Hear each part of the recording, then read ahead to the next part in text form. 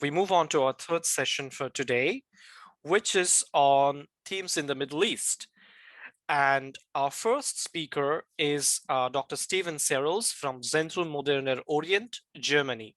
Over to you, Dr. Serels. Okay, I'm gonna share my screen. It's also maybe a little bit unprepared, I guess, for what I'm about to do. So hopefully it goes okay.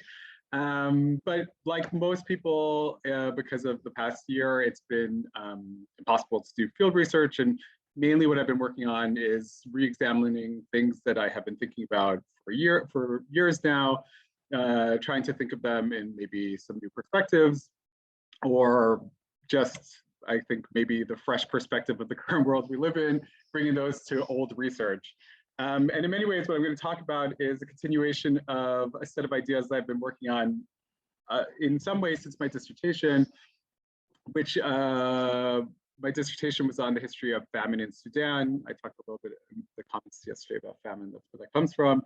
And part of what my dissertation sought to answer or look at is the idea of when is a crisis? Like, when does a famine end? How do you know that it's over? And to kind of, what I posited in my dissertation is that actually the end of a famine is not really, like, it doesn't really have a discrete end, that over the course of a crisis, like an environmental crisis, I mean, give that a little bit away, an economic crisis, entitlements crisis, however you want to define it, such as a famine, access to resources change hands. And at the end, there are often victims, and those victims end up in a worse place. And so the end of a famine actually has a very long tail that is well after when the acute crisis subsides. And so in receiving the call for papers for this conference, I wanted to think again about this idea of really what is a crisis and how it is that we think or talk about a crisis, and when it begins and when it ends, and when should it begin and when should it end, in a kind of maybe more idealized world. And what I have been thinking over is the concept of a drought, like this equation between a drought and a crisis.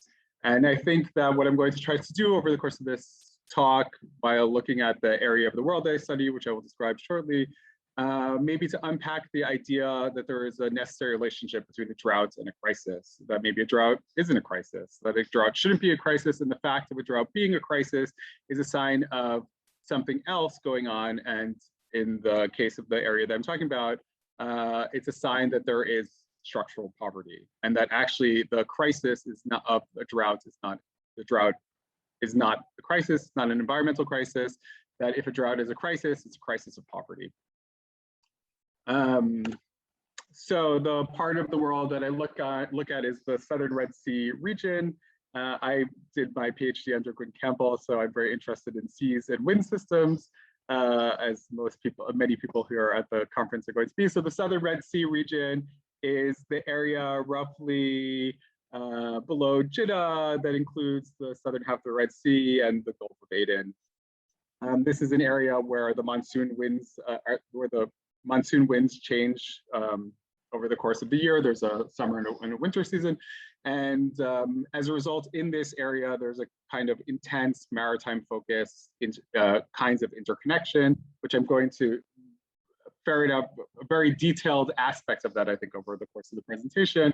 That in what I have been positing in my research, that this area should be treated as a unit, even though historically, and it's often treated as two distinct areas, the Middle East and Africa. Actually, they're very close. They share a lot of technologies, a lot of methodologies, a lot of techniques for living in this particular natural environment. And very important is that they share a natural environment. On the left hand, so on the right hand side of your screen, you should see a map in black and white that shows the winds in the sea. And then if you look at the map on the left, you see a satellite image, which gives a sense of kind of the vegetation cover in the region, and can give you an idea of what it might be like to live here. So I think a thing that is important to look at is, when looking at this region, is that it's mainly unsuitable for rain-fed cultivation. Most of the region receives little to no rain. In areas where some rain is received, it's often not enough for there to be rainfed cultivation. And in fact, that is restricted to areas of high elevation. You have two that are very similar, that parallel each other very similarly. One in Western Yemen, and the other one is the highlands of Ethiopia, Eritrea. And in both of these regions, there's enough rain during the summer rainy season that rain comes down in torrential rivers. So the middle picture is a picture of Yemeni watersheds of these kind of torrential rivers. There's a lot of them, some of them more important than others, some that get more or less water than others. And the image all the way to the left shows the major one of this region of the African side, which is that the Ethiopian plateau is the source of much water for the Nile. In fact, the Nile has kind of two catchment basins. One is the catchment basin for the White Nile, which is in Uganda, South Sudan, Rwanda, Burundi. That's this bottom left-hand side of the colored part of that map. And that has a kind of steady state of rain and provides the Nile with its baseline level of water every year. And then the catchment basin that is the Eritrean Ethiopian highlands, which provides water to the upper river and to the Blue Nile, that has a seasonal variability that tracks directly to the rainfall in the highlands. And this rainfall that happens in the highlands on the Yemeni side and on the African side is incredibly crucial for living. I mean, it is the basis, the water that comes down in these areas, whether or not you live in the highland areas, is the basis for all cultivation that happens there. Here I have pictures depicting the type of cultivation that happens in the highlands of Yemen, in parts of Yemen, and the highlands of Ethiopia. The photograph is a recent picture from Yemen. The upper left-hand picture is a 19th century picture from Yemen. The lower left-hand carving is a lithograph, is a depiction of Ethiopia. And you can see they use the same kind of plow. This plow is necessary. It is fundamental for being able for homestead to produce enough food for itself without oxen-drawn plows. This kind of oxen-drawn plows, a household farm in these areas of Yemen and Ethiopia are unable to produce enough food for themselves. And but in order to be able to have enough oxen to run your farm, to be able to produce the minimum for yourself, you need to have, but as depicted here in all three of these, you have 2 oxen. And actually, to maintain this steady state of 2 oxen, you need many more than just 2 oxen. You need apprentice oxen, you need a stud bull, you need milking cows. And this means that a farm should have like a homestead farm should have about 10 cattle, but because farmland is scarce and pasture land is at a distance, often in the lower elevations, this meant that a farm couldn't on its own be able to maintain itself because it needed to have all this cattle that it can't have on its own. And historically, they gave this cattle to, their excess cattle was watched by neighboring pastoralist groups, and this created a reciprocal relationship that pastoralist groups watched on contract the excess animals of the homestead for a guaranteed amount of food, of grain produced every year. Everyone wins. This solves the problems for everyone. The farm has enough, gets access to enough pasture land for its animals. The pastoralists who live in areas where it's impossible to do certain kinds of cultivation, or those are very difficult, they are able to have access to food, guaranteed access to food. And this all works on a kind of, this works very well within the local environment. And to go back to one slide, how to think about when it is that this functions. Like, what is the time scale of this system of sharing cattle and grain? Like, what is the return of the time scale of it? So normally when we think of subsistence, I think that this is something that is very encouraged to think this way by many sources, because it's, I will get into why later, but it's a common way to think of subsistence is that it's a return that happens at the end of the year. That at the beginning and the end of the year, like at the harvest, both times, that you end up exactly where you were before, and then you have subsisted, and that is enough. And that is a very dangerous and impossible way to live. It is an unsustainable way to live, especially in this area, because ecological conditions are variable. Rainfall is limited to these highland areas, primarily in Ethiopia and Yemen, and it comes down into these torrential rivers. But drought is common, it is frequent, and we know this. Oh, sorry, I wanted to show some other way that cattle is important, which is in water wheels.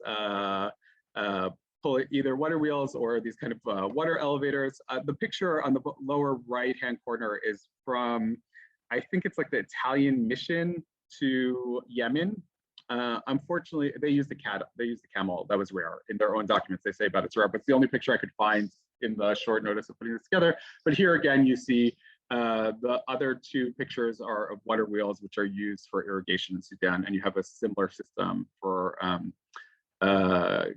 cattle sharing and grain sharing happening on the Sudanese Nile further away from the highlands of Ethiopia, but this is also with water that is somehow connected to the same system, Ethiopian, northern Yemeni water systems. So the frequency of droughts. How do we know this? We actually have really good data about it. It's one of the few places in the world where we have proxy data that can show us granularly year over year for a very long, centuries-long timescale. And we have this because of the Cairo Nilometers. There's data going back to charting the rise and the fall of the ebb and the fall of the Nile going back centuries. There is a time series that has been closely calibrated, I guess is a good way to say it, going back to the beginning of the 16th century until the building of the High Aswan Dam in 1899. And this gives us a sense of what happens year over year in this particular area of the Southern Red Sea region. The reason why we can use this data from Cairo to talk about what's going on in the Southern Red Sea region is what I said before, which is that the amplitude of the Nile flood is because of the catchment basin of the Blue Nile and the Afar River, primarily the Blue Nile, but that is the Ethiopian Eritrean highlands, and these track with the Yemeni highlands because it's one climatological system. And as a result, going back centuries, we know that a drought happened about one every 5 years. 1 to 2 year drought happens once every 5 years. And as a result, you had to plan for it. It was normal, it's a regular occurrence. Not per se predictable, because it's possible that it could come in year 1 and year 3 or something like this and average out over time. But nonetheless, it was frequent. And it would be disrespectful to the people who live there to believe that they couldn't anticipate this. And they did, and they developed systems for understanding how to mitigate this normal part of their natural environment. For grain producers in the highlands, the primary way for doing this is to ensure surpluses. And this is something crucial that you go for. You cannot just produce enough grain to discharge everything that you are capable of doing, that you are needed to and return at the end of the year, because it is possible that in a year or two, you may have a drought, and then you will not have enough grain at the end of that year. And as a result, they developed systems of grain storage that were normal for households to have, often pit storage. So burying some grain underground. And you had individual granaries, and these granaries were what people could live off of during these leaner periods if they were grain producers. And that was a normal part of it. So for them, like a cycle of subsistence cultivation is multi-year and requires surpluses beyond just supporting themselves and securing their animals, but also supplying themselves for drought years. For pastoralists, slightly different because they don't produce grain surpluses, generally speaking. I mean, they engage in a little bit of grain cultivation. If you can, there are some areas, sorry, it's not on the map, well indicated on the map, where pastoralists, there are like inland deltas or the dry torrential water beds of torrential rivers when they are out of season that can, under certain conditions, be cultivated, but also for pastoralists served as crucial drought pasture reserves. So in times of drought where pastures were, there weren't good pastures, where they couldn't move to good pastures, which is crucial because that's something pastoralists could do. Under normal conditions, they would drive their animals into these dry riverbeds or inland deltas and be able to pasture themselves. This is like part of what is necessary to survive in the normal variability of the local environment. And that's something that I want to stress, is that drought is normal. It was normal, it is not a crisis, and it should not be treated as a crisis in this region, but it becomes one. It is one, it is now one. And there's a reason why this happens. Sorry, I cannot advance. Here we go. There is a reason why this happens, which is something that I've been trying to trace over the course of many years. Some of this has to do with changing environmental conditions, periodic changing environmental conditions. So beginning in the 17th century, going through till the beginning of the 19th century, this region enters into a drier period. The dry period intensifies towards the end of the 19th century.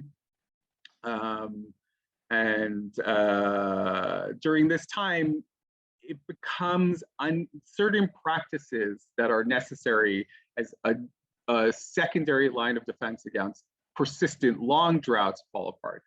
And this is very important. So like it is normal to have a drought that's 1 to 2 years long. What is abnormal is a drought that lasts many years, 3 years, 5 years, 7 years.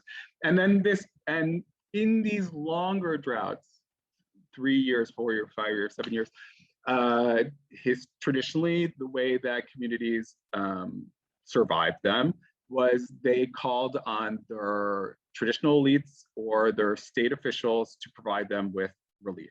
It was an expectation. It was the quid pro quo for the relations of dependence that structured societies in this region. We pay taxes, we give you gifts, we watch your animals, we give you extra labor on your farms, and in return, you provide us with the basic minimum necessary in moments of extreme crisis, these being extended droughts. At the end of the 18th century, this becomes impossible, in part because of what's going on with this dry period. In part also because local rulers become rapacious. They, instead of creating larger grain stores from this taxed grain, which they would normally redistribute in times of extreme crisis, they begin marketing them and selling them internally within their countries, abroad, across the southern Red Sea. So you have a movement of grain that hadn't really existed in the same way in the 17th century and most of the 18th century, beginning to go from the Horn of Africa towards Yemen. And this causes extreme turmoil in the region, contributing, but not exclusively leading to the collapse of longstanding states, the redivision of the region. So here we have some new important players. The painting is of Ibn Saud, who conquers Mecca and Medina. That's the British at Aden, but I mean a much later picture, obviously on the left, and this is Muhammad Ali of Egypt, who conquers much of the region. At the beginning of the 19th century, there's other kinds of changes, and part of what is being renegotiated in these larger political shifts is below them smaller political shifts in which new ambitious leaders are coming and offering this kind of assistance in places where established ones are not doing that. But at the same time, Serels, yeah. We're almost near the 20-minute mark. Could you please wrap up? Perfect. I am basically towards the end. I mean, this is the beginning of a transformation of relationships where this secondary line of defense is disappearing of these longer term droughts, it becomes even more extreme toward, at the end of the 19th, beginning of the 20th century as a result of basically, the picture on the left is a picture of rinderpest. This picture is from South America because it's what exists, but rinderpest is introduced at the end of the 19th century, killing all of the cattle, 90% of the cattle in the African side of the Southern Red Sea region. This causes these binds that connect pastoralists and cultivators to each other, connect cultivators to each other, to themselves, to their own groups, to their own elites, causes them to fray in different ways. On the other side, this partially disrupts the grain trade, and it creates conditions in which the Ottomans partially conquer Yemen, establish themselves as a kind of competitor with equals in the Yemeni region. Again, this exacerbates this problem of this development of rapacious rulers who do not provide this secondary line of defense. And this begins to disappear. It also disappears under the European rulers who carve up the region around the same time, also within Ethiopia. It begins to disappear. And what you have that emerges in its place is a wide array of different forms of economic strategies. You have a switching to goats when all the animals die. You have a more intensive cultivation of cash crops. Here's a picture of cats because I thought that would be interesting to show. You have intensive cultivation of these torrential rivers that had served as drought pasture reserves. You have people turning to soldiering as a form of getting an income. And each one of these erodes this kind of balance, patterns of human environment interaction in the region that are what allow people to survive 1 to 2 year long droughts. And this is caused because this safety net that allowed them to survive longer droughts had disappeared. These new economic activities are the conditions that allow a drought to become a crisis. And this is fundamentally about excluding people from resources that are necessary for living, and that is creating a new class of new kinds of poor people. Thank you. Thank you very much, Dr. Serels, for an extremely insightful talk. We move on to the next speaker, who's Mustafa Emre Günaydı, and he will speak on the making of a disaster, ecologies of Ottoman recentralization in Baghdad, 1828 to 1831. Over to you, Mustafa. Hi, everyone. Do you hear me, right? Actually, I don't have a PowerPoint presentation, so you will be seeing me during my presentation. In my paper, I will give you an account of a series of natural disasters that struck Ottoman Baghdad in 1831. In this year, the city of Baghdad successively witnessed a locust invasion, plague epidemic, the flooding of the Tigris, and a military siege culminating in a famine.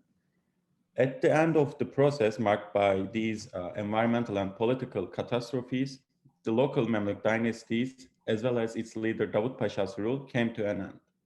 In 1831, Baghdad suffered a series of overlapping environmental and epidemiological disasters. At the end of March, a plague epidemic arrived in Baghdad and dealt a significant blow to its inhabitants.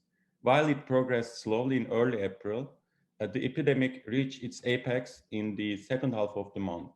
At the end of April, Anthony Groves, Protestant missionary residing in Baghdad, predicted a loss of some 30,000 people due to the fluctuating mortality rates from 2,000 to 3,000 per day during the plague's peak days. The number of deaths was so high that even the prices of burial supplies like cotton and soap skyrocketed. While cotton prices doubled, soap became 4 times more expensive than usual. Some victims were even buried in their clothes instead of their customary burial shrouds. On top of the ravages of the plague, there was another disaster yet to come. On April 25, the Tigris river's rising levels flooded the city. It decimated many houses and swept away numerous inhabitants of the city as well. The inundation destroyed at least 7,000 homes and left the rest filled with the field.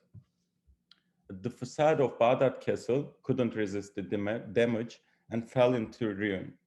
Since mud brick was the primary material of construction, the city's infrastructure was immensely vulnerable to contact with large amounts of water. By relying on information coming from Anton Svoboda, Gross reports that above 15,000 persons, many sick with the plague, and others were buried under the ruins of the houses that fell in the night the water burst into the city.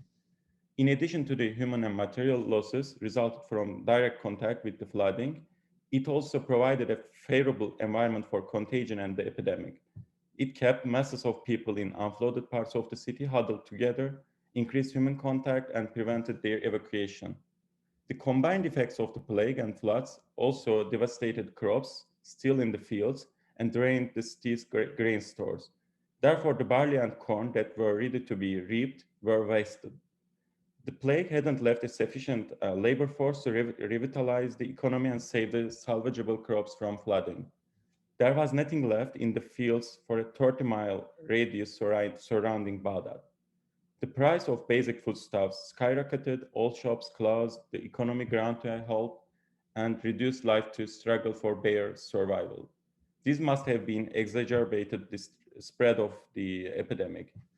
Thus, escaping from the flooding offered no guarantee of avoiding the plague for Baghdad inhabitants. Actually, while this environmental disaster pummeled Baghdad, the city was also on the eve of the coming war. The previous year, Davut Pasha, the governor of Baghdad during the disaster, had murdered an Ottoman envoy. Istanbul saw the governor's act as an insult to its authority and authorized Ali Reza Pasha, the governor of Aleppo, to overthrow Davut Pasha. In total, Davut Pasha lost more than half of his army, advisors, family members, and close friends to the epidemic. At the end of the disaster, Davut Pasha and his Mamluk dynasty surrendered Baghdad, in which they semi-autonomously governed for a century.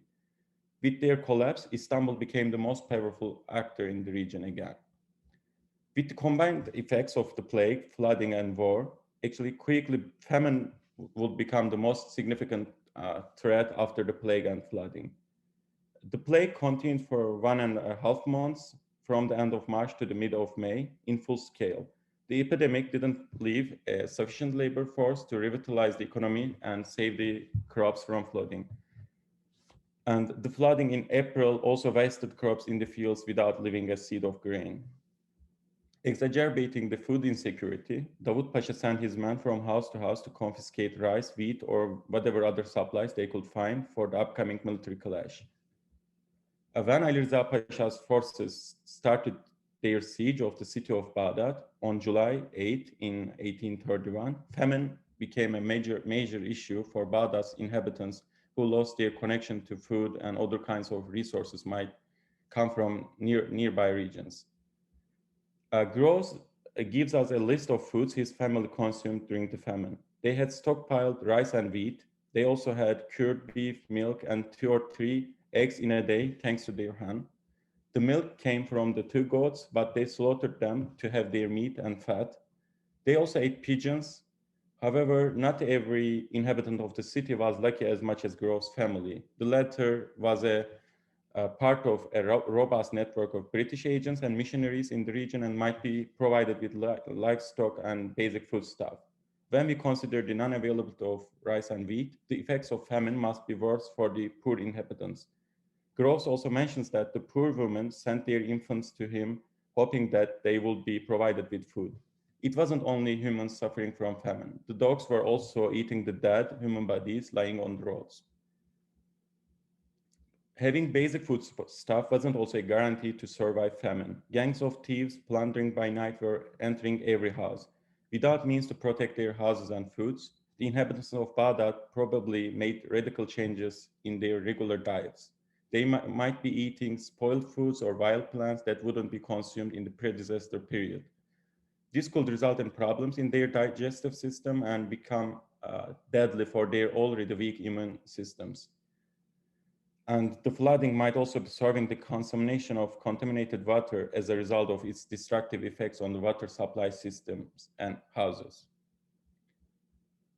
Unfortunately, we have no information about the emergence of diseases resulted from changing dietary habits, contaminated water, or sleeplessness. However, it's highly possible that the plague and hunger resulted from famine were not only dangers. As a result of weak immune systems and hygiene deterioration during the disaster, the other infectious and digestive diseases might be attacking living bodies and resulting in a considerable fatality. Indeed, the occurrence of such natural hazards was not unusual for Baghdad during the Ottoman period. Baghdad is a city located on the two sides of the Tigris and an important trade center of the empire's eastern provinces. Baghdad's fertile lands, fed by the Euphrates and the Tigris, made the city a valuable agricultural production center for centuries. However, these very same conditions also made floods and plagues endemic to Baghdad for centuries during the Ottoman imperial period. Before the disasters of 1831, Baghdad province had witnessed repeated plague outbreaks as recently as 1789, 1801, 1809, and 1821.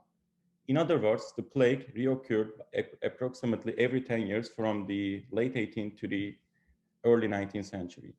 Baghdadi inhabitants were also used to living with the frequent flooding of the Tigris. In order to mitigate the inevitable damages caused by flooding, local actors and the imperial center continually constructed and maintained canals and walls around the river, occasionally refurbished them.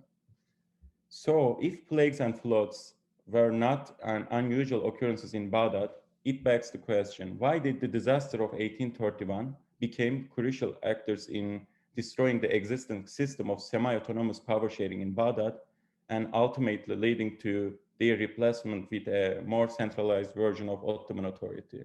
What factors made the environmental hazards of 1831 different from previous environmental shocks that had repeatedly resulted in less human and material loss and no significant change in regional power dynamics? To be able to answer these questions, first, I call into question the credibility of our conventional uses of the term natural disaster. Environmental shocks might initiate the events called disasters, but the catastrophic outcome was ultimately the result of human intervention or lack of it. So I believe a close reading of how human agents and institutions react and cope during disaster provides greater insights into the processes that turn environmental shocks into catastrophic events.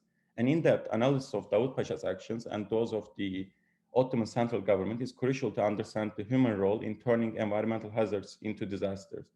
Therefore, I will use the terms political and natural disasters to define the period of crisis in Iraq in 1831. The Ottoman imperial institutions' pre-existing vulnerability had a significant role in turning Baghdad's environmental shocks of 1831 into a full-scale disaster. The Ottoman Empire was undertaking a massive transformation starting from the late 18th century. Centuries-old institutions and actors were under the threat of losing their predominance in an existential battle with the newly emerging ones. In 1826, the Ottoman state abolished the Janissaries, the very backbone of the Ottoman military, paving the way for the formation of a new army, the Asakiri Mansuri Muhammadiya. The state also aimed to change the empire's fiscal policies to establish a more centralized taxation system to replace older methods of tax farming. Collectively, these reforms represented a grave threat to the older order of semi-autonomous regional power holders like Davut Pasha, who simultaneously acted as the central state's tax farmers, wielded virtually independent military, economic, and administrative powers, and acted as the central state's agents in their districts. Thus, Davut Pasha's basic relationship to the Ottoman Imperial Center as a power broker mediating between Baghdad and Istanbul was undergoing a legitimacy crisis caused by the crumbling of the Ottoman ancient regime and its institutions. The Porte had been leading campaigns against some local notables in the Balkans during the 19th century. It had been successful in replacing some regional power holders with centrally appointed agents and subordinating others to the centralizing bureaucracy in parts of the Balkans and Anatolia during this time. Davut Pasha should have been aware that he could be the next. The institutions on which the Pasha's power depended were crumbling one after another. I argue that the coincidence of empire-wide political and regional natural disasters in 1831 caused to a change in power mechanisms in Iraq. However, it's also important to note that the intertwining of political and environmental disasters in Ottoman Iraq wasn't unique.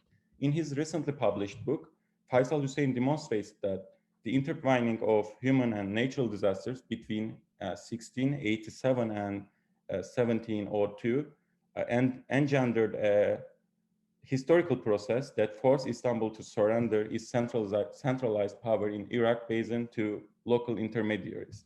He argues that between these years, meteorological anomalies led to an exceptional dry period in the region. The change in the seasonal precipitation rates that dropped far below the preceding 600-year average also triggered a process that the Euphrates course started to reposition. In 1689, a local powerful farmers attempt to direct irrigation waters from a hydraulically unbalanced stream to his gardens exacerbated the phase of the Euphrates avulsion and divided the Euphrates below Hille into two branches. However, the Ottoman administration in Baghdad wasn't able to act immediately to dam the canal. The immense drought in these years also pulled starving groups from surrounding regions to Baghdad and overcrowded the provincial capital. In 1690, the plague claimed many lives in Baghdad and Basra and drained the provincial treasury. The Sheikh Ammani, the leader of the Muntafik tribe, took advantage of the loss of men and resources and captured Basra. Istanbul also lacked the capacity to intervene in the ecological and political turbulences in the region, while it was giving a life and death battle against armies of the Holy League in the western frontier of the empire. After a period of peace on its western frontiers in 1699, Istanbul fully refocused on Baghdad and mobilized an enormous labor, material, and financial resources. However, the unruly waters of the Euphrates in the spring failed the project. The new fluvial landscape of Iraq Basin altered the socio-political relations of power on behalf of pastoralist groups and local intermediaries by destroying the strongholds of Istanbul that previously enabled the latter to control the region. While the late 17th century crisis promoted an indirect rule of Istanbul. Mustafa, you have 4 more minutes. Could you please try and wrap up? Okay, thank you. While the late 17th century crisis promoted an indirect rule of Istanbul in Iraq, this time in the early 19th century, the contingent occurrence of environmental hazards and their overlapping with the twinges of empire-wide political and institutional transformations paved the way for the Ottoman recentralization in Iraq and the collapse of the Mamluk dynasty that semi-autonomously governed Baghdad for a century.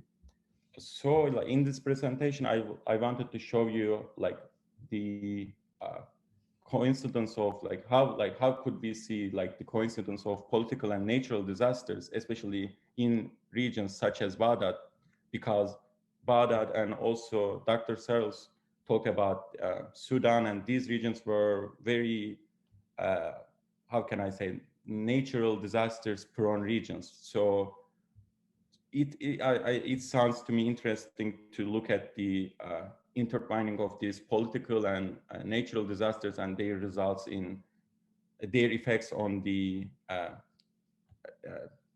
historical changes in these regions. So yeah, thank you for listening. Thank you very much, Mustafa. I think it's building up to a really good discussion on how we conceive and understand famines and what do they mean. However, let's move on to the last 2 speakers for this session, which will feature Professor John Unruh of McGill University and Nicolas, also of McGill University. They will speak on hydropolitics, Middle East security, and the reach of the Neo-Ottoman project in Syria. Over to you, Nick. So yeah, the presentation, this presentation is based on a paper that Prof. Emre and I are working on, which looks at the intersection between hydropolitics, Middle East security, and the reach of Neo-Ottomanism in Syria and a little bit more broadly in Iraq as well.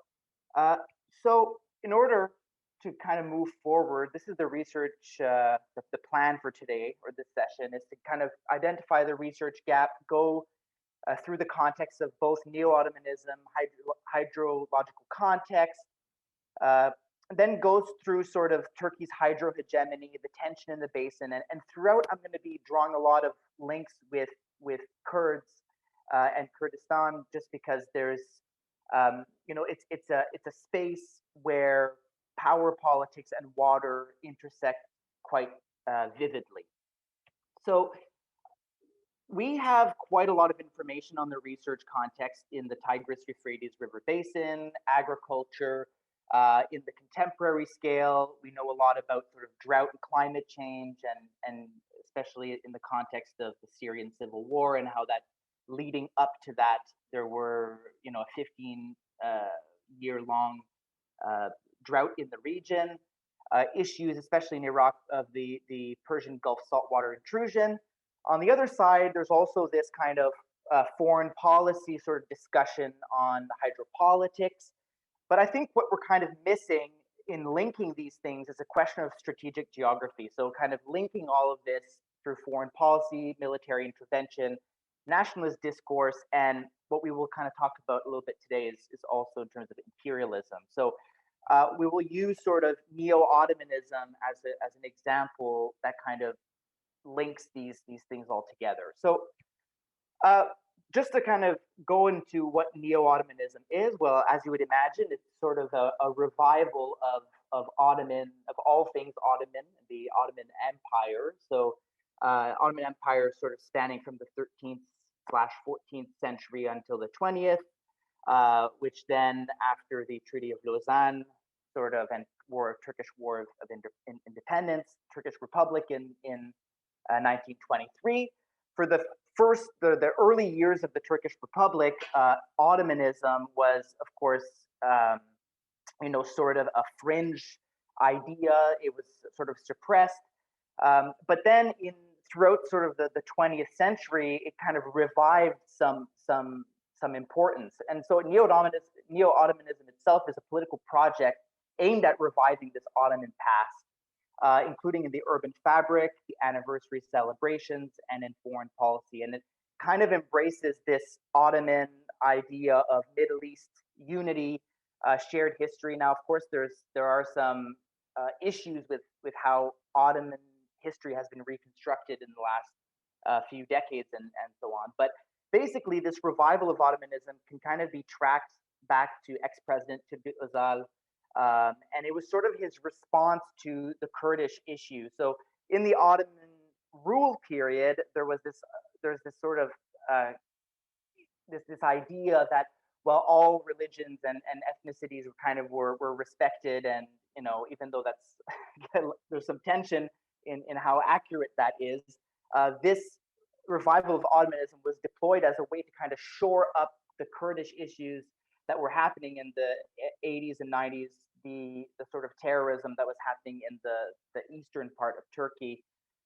And then later on, at the sort of turn of the 21st century, the ex-minister of Foreign Affairs and later the Prime Minister Ahmet Davutoglu, which worked with for a long time with current President Recep Tayyip Erdogan, wrote this book, Strategic Depth, with essentially outlines Pax Ottomanica, but within foreign policy terms. So our kind of main objective today is to sort of make this link between Pax Ottomanica, which is discussed as this sort of Neo-Ottoman hegemony in the region, and this Pax Aquarum, which is sort of Turkey's role as sort of the riparian state that has all the headwaters of the Tigris-Euphrates river basin. And if you kind of look at how these are sort of discussed, there's a lot of similarities. So on the domestic level, Pax Ottomanica is, again, this idea of suppressing Kurdish territorial claims, so kind of through the prism of terrorism and security. But then in Pax Aquarum, it's very much about irrigation, agriculture, power generation in Kurdish areas. So it's a lot more of a sort of development discourse. So this is where you see more of the soft power articulation. On the regional level, well, Pax Ottomanica kind of promises for leadership in a region, a historical precedence because of how many centuries it was present in the region, but also as a way to kind of shore up sectarian strife in the Middle East and beyond. And then on the Pax Aquarum side, again, there's this stability role, but more in the resource geography, and I'll go into a bit more detail about that. So the hydrological context, well, what we're talking about here is the TERB, so the Tigris Euphrates River Basin, and sort of as the lifeblood of the Eastern Fertile Crescent. Turkey contributes most of those waters. As I discussed earlier, its headwaters are located within its territory. The countries depend on Turkey, and its dam projects and all this. And as we know, in the contemporary scale, this 15-year drought, which caused a lot of issues in the Syrian rural communities, and that is often cited as part of the reason why the Syrian civil war erupted in the way that it did. In terms of hydroengineering along these rivers, well, we'll talk a little bit more about that. But the important thing is that this large project in Turkey, which is this southeastern Anatolian project, the GAP, has decreased water flow substantially and will continue to do so as it finishes its project. So in terms of dam projects, well, in Turkey, again, there's this GAP project, and Turkey uses this regional logic of resource allocation and designates these rivers as transboundary rivers, which in the water convention is different than the way that Syria and Iraq designate it, which is an international river, which would imply different types of rights to the river and its resources. Syria and Iraq also have some large dams, but most of their capacities are thwarted by upstream Turkey. And in terms of tension, there's been tension quite a bit between Syria and Turkey, less so between Iraq and Turkey, especially because they have a different resource sharing profile, Iraq being a sort of an oil producer and its pipeline going through Turkey. But in any case, Turkey's hydrohegemony, and by hydrohegemony, we're talking about sort of the use of hard and soft power from influence to authority to almost or pseudo domination, essentially related to water resources. So Turkey has sort of exerted itself or presented itself in this way at least since the 1940s, but its discourse has changed throughout. So at the very beginning, this was very much a question of basin stability. So in Iraq and Syria, there was lots of ebb and flow of water flow, basically, and creating periods of sort of short-term droughts and then flooding, and so basically Turkey was saying, well, let us build all these dams and it'll create stability in your rivers, and Turkey and Iraq were pretty much on board with that. So here you can see in this diagram that what that sort of stability looks like. Then sort of in the late 1960s, 1970s, Turkey on a national scale decides this huge expansion project, and this kind of works hand in hand with some of the Kurdish resistance going in the eastern regions, which is where the Tigris and Euphrates headwaters are located. And so at this point, it's sort of an expansion discourse. And then a bit later on, in terms of development discourse, saying again, oh, these projects will bring wealth to these regions who have less wealth relative to the western parts of Turkey, most notably Istanbul and Izmir, for example. And then kind of Turkey responds to the regional responses from Syria and Iraq, who are getting increasingly angry throughout this.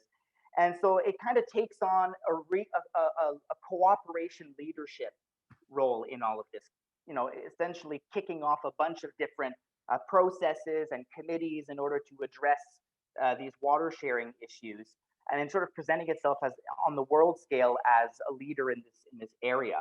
And then most recently, most of this has remained the same in terms of discourse, but most recently, since the Syrian civil war, the discourse has been about security on a regional level.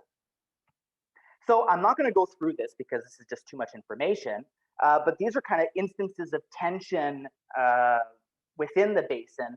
And I've kind of highlighted throughout here certain events that are directly related to Kurds and the imagined homeland of Kurdistan, because I think that there's a lot of interconnections between what we're talking about here, between Turkey, Iraq, and Syria, and of course the Kurdish homeland, which is shared between all these countries and beyond to Iran. So just to kind of go through very briefly the idea of Kurdistan, right? Kurdistan is not an official country, but it is what could be considered an imagined homeland. It's this red zone you see here. You can clearly see laser pointer. You can clearly see here that these are the headwaters of the Euphrates over here and the Tigris over here. So there's this contention here. There's an existential threat to Turkish hegemony, and if Kurds were to have their homeland, then this would obviously take up a huge chunk of Turkey, other countries here, but also Turkey's hydrological influence within the wider Turk basin. So Turkey also has a very much a personal history with Kurds. There's been rifts between Kurds and Turks from the very beginning of the Turkish Republic. There were bans on language and cultural rights in the 1980s, civil war in the east, many deaths, many hundreds of thousands of deaths, and within that sort of architecture, conflict architecture, you have the Kurdistan Workers' Party, which is sort of at the forefront of that, that have been at the head of multiple insurgencies and guerrilla warfare. Now, let's not get things conflated. Not all Kurds are part of PKK. These are two different things, but in Turkey, PKK is sort of the militant expression of Kurdish nationalism.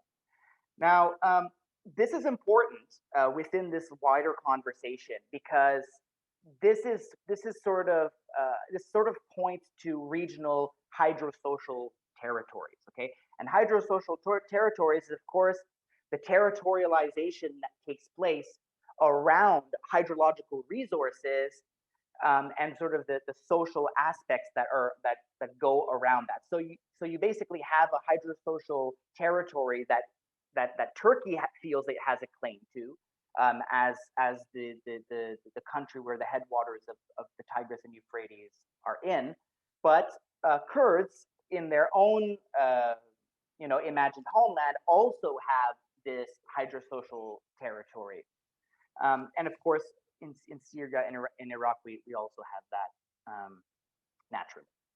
Let me just check the time here. Okay, we're good. So now,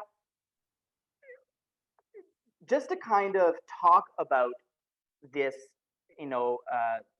Turkey's interest in all of this and its sort of regional position, it's important to kind of see, in the geopolitics and the geography, the geographic reach of Kurdistan, how Turkey is sort of involved with that. So we start here in Iraq. Now, Turkish military bases are all across northern Iraq.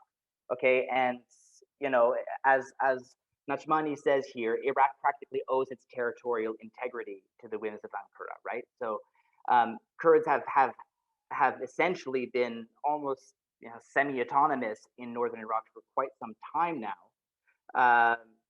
The KRG is an important observation of that, but Turkey has very much been present, especially on the military front in Iraq, and a lot of why that's been allowed is sort of this exchange logic between Iraq wanting to secure its water resources and its territory, of course, through Turkey, and Turkey wanting to secure its oil supply and sort of suppress this idea of Kurdish nationalism that kind of bleeds into its own territory and actually exists mostly in its own territory. And so there's been kind of this relationship of mutual understanding, I suppose, between Iraq and Turkey, and Turkey has very much been involved. Now, when we look at the Turkish armed forces, and now we're kind of zooming into the now, to sort of the Syrian civil war until now. I'm not going to go through all of this, but these are multiple reports that have sort of talked about how Turkish armed forces, who have been leading armed incursions into Syrian territory, have actually used water as a way to sort of get things from other armed factions, or to actually get armed factions to leave pockets of territory, or just generally cut off water supply or the hydroelectricity produced through hydroelectric dams in order to kind of change the landscape of war in their favor, essentially. Okay, so they've been able to cut this water supply both within their own territory as the headwater in the hydro hegemon, but also during these armed incursions, actually, going to these stations, like for example at Aluk, where or during the Kobani conflict, I suppose, and essentially the Turkish armed forces has very much been using water as a way to kind of get inside Syria. And if we look at sort of Turkey's influence now, or basically as a trajectory from 2016, where it really had its first large military mission in Syria, you basically see that it's mostly interested, except maybe here in the Operation Spring Shield in 2020, in the predominantly Kurdish regions. What's interesting is that Turkey is a NATO member, but NATO has actually allied itself with Kurdish forces in order to suppress Daesh, for instance. But in those kind of spaces, Turkey has kind of chosen to prioritize its grievances towards Kurds and sort of betray, let's say, its responsibility as a NATO member. So that's, I think, something quite interesting. Now, next steps, because of course it's a work in progress and there's a lot of things to kind of untangle, as you can imagine, is that we sort of further articulate the linkages between Pax Ottomanica and Pax Aquarum, and that there be a discursive analysis of water-related national and foreign policy through the lens of Neo-Ottomanism, Turkish nationalism, and imperialism, and develop the Kurdish case as example of territorialized Turkish hegemony and power contest within hydrosocial territory. And then lastly is, I think it's important, especially now, to kind of think about plotting out water cut events within the context of the war in Syria, because we don't know how this is going to sort of pan out in the future. Will Turkey make a claim for northern Syria to expand its national territory? That is to see, but perhaps this sort of research can help us untangle the logic between these practices. Thank you very much.